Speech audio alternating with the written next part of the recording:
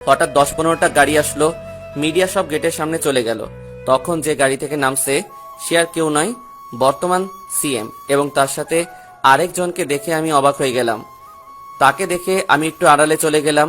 আপনারা হয়তো ভাবছেন উনি কে, তাই তো? উনি আর কেউ নয়, বর্তমান মন্ত্রী মোশাররফ চৌধুরী, মানে আমার বাবা। আপনারা হয়তো বলবেন একজন মন্ত্রীর ছেলে হয়ে হোটেলে কাজ করি কেন? সবই জানতে পারবেন, গল্পে থাকেন।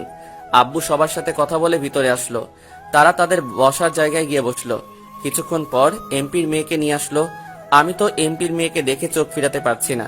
টানা টানা চোখ, ঠোঁটের পাশে একটা তিল আছে, সেটা তার সৌন্দর্যকে আরো দ্বিগুণ করে তুলছে। এক কথায় বলতে গেলে একটা পরী। তার এমপির মেয়ে, সিএম এবং মাই ফাদারের সাথে পরিচয় হলো। পরিচয় হওয়ার পর স্টেজের উপর উঠলো। সাদিয়ার বাবা মা সাদিয়ার দুই পাশে দাঁড়ালো। তারপর সাদিয়া কেক কাটলো। সাদিয়া তার মা বাবাকে খাইয়ে দিল। তারপর আমাদের লোক খাবার পরিবেশন করলো, মন্ত্রীর করতে লাগলো। আপনাদের বলে রাখি, আমার মুখে মাস্ক পরেছিলাম। বাবাকে দেখার পর তো যাই হোক, সবাই খাবার খেতে লাগলো। হঠাৎ একটা মেয়ে এসে আমাকে বলল, আপনি এখানে? কেন বলুন তো, আপনি কি আমাকে চিনেন? আপনাকে আমি চিনি না, তবে একটা হোটেলে কাজ করতে দেখেছি। ঠিকই ধরেছেন, আমি হোটেলে কাজ করি। আজকে এমপির বাসায় খাবারের আয়োজন আমরা করতেছি। ওহ, আমি সাথী, এখানে কলেজে পড়ি। আর সাদিয়া আমার বান্ধবী। ও, আমি রাসেল, বর্তমানে হোটেলে কাজ করি। তারপর সাথী আরো কিছুক্ষণ কথা বলে চলে গেল। হঠাৎ আব্বুর হেঁচকি উঠল।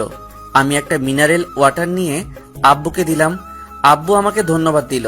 খাবার খাওয়া দাওয়া শেষ হওয়ার পর সবাই চলে গেল। আমরা সবকিছু গুছিয়ে গাড়িতে তুলে নিলাম। সবাই চলে গেছে। আমি কাজের টাকার জন্য অপেক্ষা করতে লাগলাম। হঠাৎ সাদিয়া আমাকে ডাক দিল। জি ম্যাম, বলুন। আপনাকে দেখলাম খাবার পরিবেশন করতে, কিন্তু কারোর সাথে তেমন কথা বলতে দেখলাম না। আপনি কি কথা কম বলেন? জি ম্যাম। আপনার নাম কি?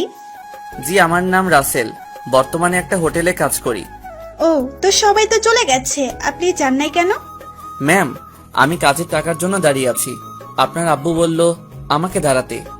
ঠিক আছে, আমি আব্বুকে পাঠিয়ে দিচ্ছি। বলে সাদিয়া ভিতরে চলে গেল।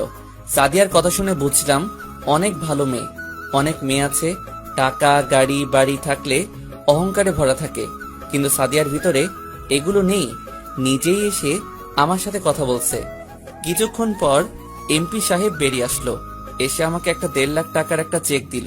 তখন আমি বললাম, স্যার, কাজের বিল তো 1 লাখ টাকা, আপনি আমাকে 1.5 লাখ টাকা কেন দিলেন?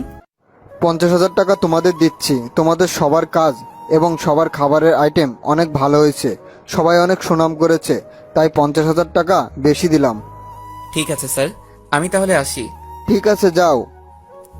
আমি চেকটা নিয়ে হোটেলে চলে আসলাম। এসে ম্যানেজার আঙ্কেলকে চেকটা দিলাম। তারপর কেস থেকে 50,000 টাকা আমাদেরকে বের করে দিল। আমরা লোক ছিলাম 15 জন। সবাইকে টাকা ভাগ করে দিয়ে বাসায় চলে আসলাম। রাইসার সাথে কিছুক্ষণ কথা বলে ঘুমিয়ে গেলাম। এভাবে দেখতে দেখতে আরো কিছুদিন চলে গেছে। সকালে ঘুম থেকে উঠে ফ্রেশ হয়ে হোটেলে চলে আসলাম। কাজ করতে লাগলাম।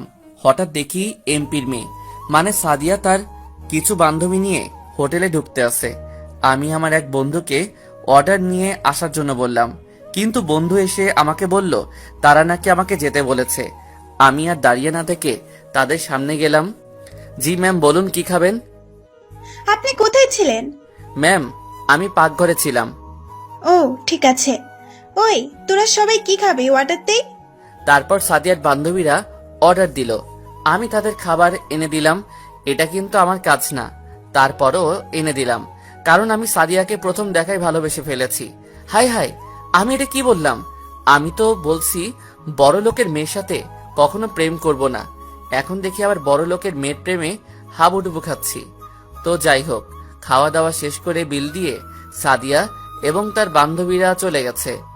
একদিন সবাই হোটেলে কাজ করতে আসে। হঠাৎ আঙ্কেল সবাইকে একসাথে হতে বলল। আমরা সবাই একসাথে হলাম।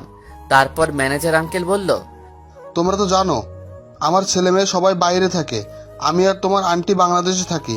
এখন ছেলে মেয়ে বলছে আমাদের দুজনকেও বিদেশে নিয়ে যাবে, তাই আমি এই হোটেলটা বিক্রয় করে দিব। আমি কাগজপত্র সব ঠিক করে রেখেছি, ভালো কোনো অ্যামাউন্ট পেলে বিক্রয় করব। তাই বলছি, যতদিন না হোটেল বিক্রি হচ্ছে তোমরা অন্য কোথাও কাজ খুঁজে নাও। যখন আপনার ছেলেরা আপনাকে নিয়ে যেতে চায় বাহিরে, তাহলে তো আর ধরে রাখতে পারবো না। আমি একটা কথা বলি আঙ্কেল, কি কথা বলো? আমি আপনার হোটেলটা কিনতে চাই, তাহলে হোটেলের কেউ কোথাও কাজ খুঁজতে হবে না। বর্তমানে কাজ সহজে মিলে না। যার টাকা আছে তারা ঘুষ দিয়ে চাকরি নিতে পারে, আর যাদের টাকা নাই তারা রাস্তায় রাস্তায় ঘুরতে হয়। তো বলেন আঙ্কেল, কত টাকায় বিক্রি করতে চান হোটেল? তুমি টাকা কোথায় পাবে? আপনার এখানে কাজ করে যা টাকা পাই সবগুলো আমি জমা করে রেখেছি, আর আমার আগের কিছু জমানো টাকা আছে।